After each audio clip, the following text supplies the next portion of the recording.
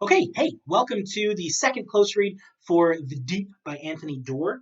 I'm going to continue this for this part and the next one, just so that we can be moving through the story together and you can kind of see what I am seeing, and I hope that you are seeing throughout the story. So, I'm going to be looking at a chunk that's right near the beginning, page 437. Well, near the beginning of this chunk anyway. And we're going to start at line 160. So, up to this point, Tom has met Ruby and he is enamored, right? She talks about the ocean and his world is so small. What he is able to do is so small that this is captivating, entrancing, enthralling to him, thinking about the ocean, and it's connected with her. Thinking about all the descriptions of her in the ocean, they're all very colorful, right? Tom's world is gray and drab. We talked about last time how everything surrounding him in that boarding house is caked in salt, which is white. Everything's gray and nasty and brown. But when we talk about Ruby, I mean, her name is red, obviously, significant of like life and passion and power. Her hair isn't just red, her hair is flames and bespeaks her personality, right? And we see how she, at least right now, really is excited about life and wants to go and explore. And here's an example of her exploration.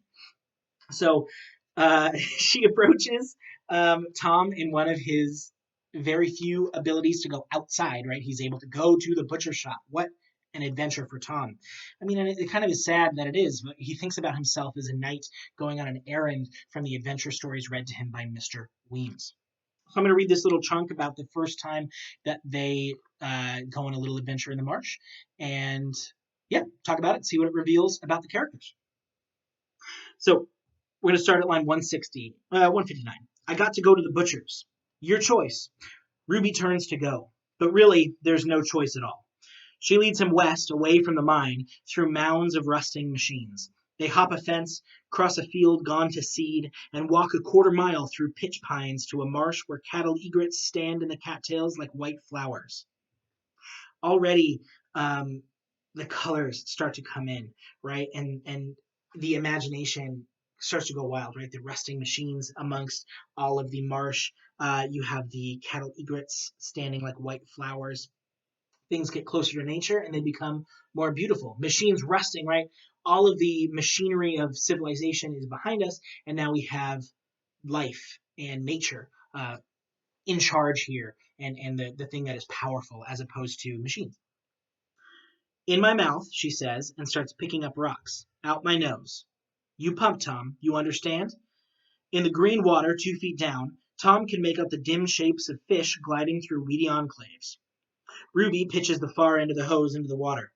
With waxed cord, she binds the other end to the pump. Then she fills her pockets with rocks. She wades out, looks back, says, You pump, and puts the hose into her mouth. The swim mask goes over her eyes. Her face goes into the water. This throws you into it. You have no idea what's happening. And we're kind of put in the same position as Tom is, where he's just like, okay, I'll pump the air, I guess. And she just goes under. It, you know, I guess you can imply that she, or infer that she is trying to do some sort of rudimentary scuba diving, but that seems super dangerous. Just randomly putting a hose in your mouth and trusting this kid that was with you in school one day and fainted to be the one who pumps it.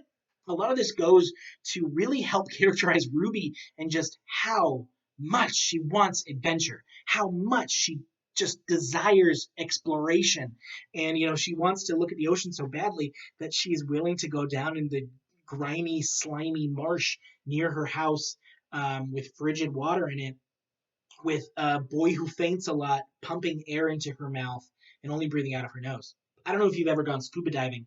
Uh, it is, at the best of times, a scary situation, let alone if you can only breathe in through your mouth and out through your nose, and you're trusting some random person to be pumping the air into your mouth for you. The marsh closes over Ruby's back, and the hose trends away from the bank. Tom begins to pump. The sky slides along overhead. Loops of garden hose float under the light out there, shifting now and then. Occasional bubbles rise, moving gradually farther out. So she's just moving out. It seems like that's what she's doing. The water closes over her. I think is an interesting thing. She's now a part of the marsh.